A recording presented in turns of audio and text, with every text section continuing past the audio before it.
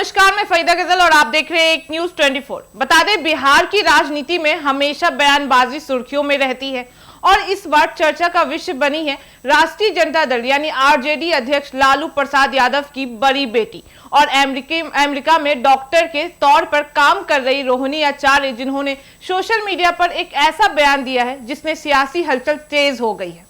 असल में हुआ यह है कि बिहार के उप मुख्यमंत्री तेजस्वी यादव को लेकर विपक्ष ने शादी और निजी जीवन पर सवाल उठाना शुरू कर दिए थे। कुछ लोग सोशल मीडिया पर उनकी शादी ना होने और निजी रिश्तों पर तंज कस रहे थे। इस पर बहन रोहिणी आचार्य ने बेहद तीखा पलटवार करते हुए कहा है कि शादी की बातें मत करो, पहले ये बताओ कि सुहागरात किसके साथ मनाई है।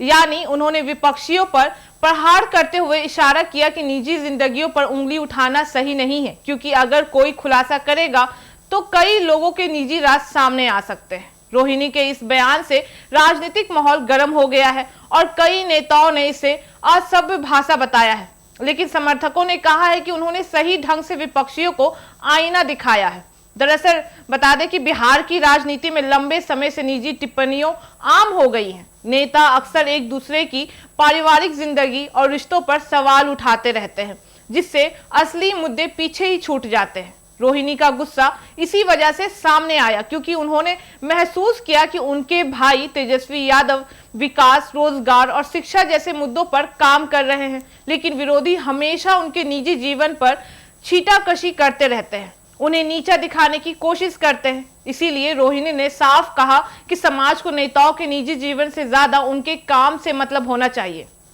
उन्होंने सोशल मीडिया पर भी बार बार यह संदेश दिया कि तेजस्वी यादव जैसे युवा नेता को राजनीतिक बहस में परिवार या शादी के बजाय विकास की योजनाओं पर परखा जाना चाहिए। इस पूरे विवाद ने एक बार फिर यह सवाल खड़ा कर दिया है कि क्या राजनीति में निजी जिंदगी पर सवाल उठाना सही है या नहीं। बहुत से राजनीतिक विशेषज्ञ मानते हैं कि जब विपक्ष के पास ठोस मुद्दे नहीं होते हैं तो वह परिवार, रिश्ते और निजी मामलों को उछालते हैं, लेकिन यह परंपरा लोकतंत्र को मजबूत करने के बजाय राजनीति को कमजोर करती है। रोहिणी आचार्य का बयान भले ही तीखा और विवादित हो, लेकिन इसके पीछे छिपा संदेश यही है कि बिहार को आगे बढ़ाने के लिए नेताओं को व्यक्तिगत जीवन से हटकर काम करना होगा और नीतियों की चर्चा करनी चाहिए।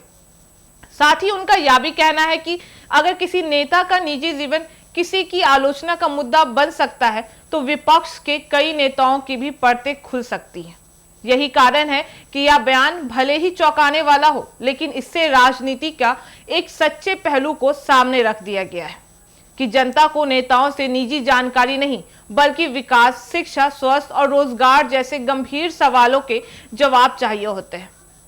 अगर कुल मिलाकर देखें तो रोहिणी आचार्य का यह बयान तेजस्वी यादव को बचाने के साथ साथ विपक्ष को एक संदेश भी है कि अब वक्त आ गया है कि जब बिहार की राजनीति को निजी कटाक्षों से बाहर निकलकर जनता के वास्तविक मुद्दों पर केंद्रित किया जाए। तो ये थी आज की बड़ी खबर। बाकी इस मामले पे आपकी क्या राय है हमें कमेंट करके जरूर बताओ। ऐसी तमाम खबरों के लिए देखते रहिए न्यूज़ 24। हर खबर सबसे पहले सबसे सटीक। वीडियो को लाइक करें, शेयर करें और चैनल को सब्सक्राइब करना ना भूलें। धन्यवाद।